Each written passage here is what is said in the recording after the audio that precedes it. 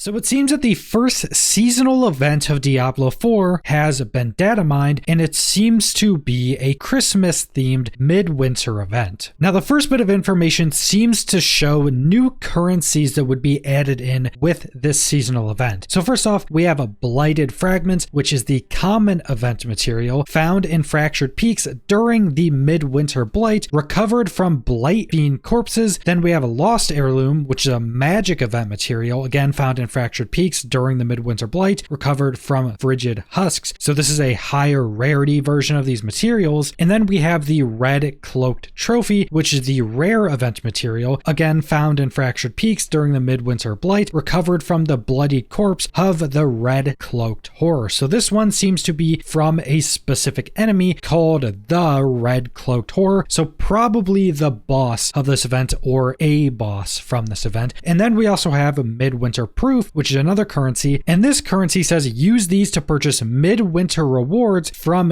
Gillian at the Midwinter Square in Kovashad. And from all these currencies so far, they're all obtained from Fractured Peaks. Gillian is located in Kovashad, so it seems like the entirety of this event is taking place only in the Fractured Peaks. And then we have Midwinter Loot caches, and there are a bunch of different rarities of these as well, starting off with Midwinter Nightmare Spoils, which are a common Midwinter cache, a collection of blighted fragments and lost heirlooms salvaged from the darkest depths. Then we have a Midwinter Purse, which is a magic cache, so higher rarity, and this is a cache containing a bounty of gold as your testament over the triumph of the Midwinter Blight. So this one seems to specifically be just a gold reward, which would make a lot of sense having different caches for different things and one just giving you a ridiculous amount of gold. Then we have Midwinter Spoils, a rare Midwinter cache, a cache containing a collection of valuable rewards such as armor, gem fragments, and a potential dose of Gillians Brew. And we'll go over Gillians Brew in a little bit as well. Then we have Greater Midwinter Spoils, which are a legendary rarity cache, a cache containing a collection of highly valuable rewards such as armor, gem fragments, and a dose of Gillian's Brew. So the last two rarities just seem to be two separate rarities of the same thing, but the two lower rarity caches seem to be more specified on giving you different loot. And we don't know currently how you get these. There could be a bunch of different ways. You could get them from potentially just doing some objectives during this event. You could get them just from killing enemies, or you could potentially even get them from just using the Midwinter Proof currency and buying them directly from Gillian. But presumably these are probably going to come from, say, open world events or seasonal objectives. Now, one of the main things a lot of people are probably going to want to go get during this event is there are a bunch of different weapons that are unique appearances specifically tied to this Midwinter event. So we have a Midwinter Beacon, which is a focus or an offhand. We have a Midwinter Catapult, which is a crossbow, a Midwinter Dirk, which is a dagger, a Midwinter Tomahawk, which is an axe, a Midwinter Quarterstaff, which is a staff, a Midwinter Talwar, which is a sword, and a Midwinter Mount Trophy, which would just be a trophy for your mount. Now, there are a ton of other cosmetics we're also going to go over in this video, but these are some of the main ones, and how I think they're going to go about adding these in is you'll probably just get randomized gear during the event like you would normally get, but they're going to be dropping as these new appearances. So you would just go salvage any of this new gear and you would permanently get that appearance as an unlock. Now, all of that information comes from a very new article from Wowhead, but Wowhead also put up some data mining from one of the smaller patches of Season 2 a few days ago, where they also data mined a ton of information for this event as well, and it seems like they didn't even realize this because in that newest article, they mentioned something about Gillian's Brew and not knowing what it is, but they actually data mined Gillian's Brew in this article. So going through, we just have a bunch of the different gear pieces we already went through, all those Midwinter pieces, but then we have some stuff that may also be tied to this event. Like we have a Crystal Arc Sensor, which is another focus. This is also located with the Midwinter Beacon, so this could potentially just be something for a new season or potentially the new expansion, or it could also be tied to this new event. And then we also have 5 different back trophies that all of their names end in of the Long Night Moon. So there's Domino, there's Veil, there's Zemi, so there's these 5 different back trophies, and these could potentially be tied into the event as well. These all seem like things you would get from the same area, and it would make sense to have a bunch of these back trophies tied into this event as well as more cosmetics you can earn. Then we have some horse armor. We have Arian's coat, which I don't know if is tied to this, but then we have a frigid caribou plate, which does seem to be tied to a midwinter event. Then we have a shelter of the light's messenger, and then going down we have some new mounts as well. The first mount being something called Fimbluwinter, I think that's how that's pronounced, and the name of this mount is actually something in real mythology, basically being these very harsh winters that are a run-up to Ragnarok. So it very much seems this would be a mount that would also be in a winter themed event. Then we have a Lightbearer mount and a mount called Lux. Then we also have a Dead of Winter mount trophy, we have a Freezing Point mount trophy, and then we also have the Midwinter Blight mount trophy. So a lot of this stuff has a potential to be in the event, but unless it's named as Midwinter, we're not really sure. But then we have the most interesting information, because one of the things that was data mined is called just Boss Key, and it says it's bound to Pantheon of the Adventurer. It's a metal key forged with demonic runes. It keeps the unworthy out of the inner sanctum. Now, as we went over in the first article, there's one of the items that seems to be obtained from defeating a specific named creature or enemy from the Midwinter event. So presumably that would be the boss of the event, and this boss key may be how you go and fight that boss. It could very well be that you get the Midwinter currency from doing different objectives, slaying enemies, and then when you get enough of that currency, you can buy a boss key and go defeat that boss. It could work something like that, or some of those new currencies we went over could potentially be items that you craft this key with, or craft some other boss summoning item, and then you go defeat the boss that way. But then we also have Gillian's Brew, which is mentioned in a bunch of the caches. Gillian is also the NPC or the vendor that will be selling you these Midwinter rewards. And the one Gillian's Brew that has been data mined is a magic elixir, which increases your max life and lucky hit chance by 15%, and it increases your experience gained by 15% as well. Normal elixirs are only 5%, and presumably there would be other versions of Gillian's Brew that give you an increase to other stats. This one's only max life and lucky hit, but a lot of builds don't really use a lot of lucky hit, so it would make sense that maybe another potion would be like critical hit chance and critical hit damage or something like that. But the really crazy part about this brew is that it gives 15% increased experience. Now this may not sound like a ton, but with some of the changes in season 2, any XP buff you give yourself now multiplies, so it's multiplicative with the experience buff from whatever world tier you're in. So say when you're in world tier 4,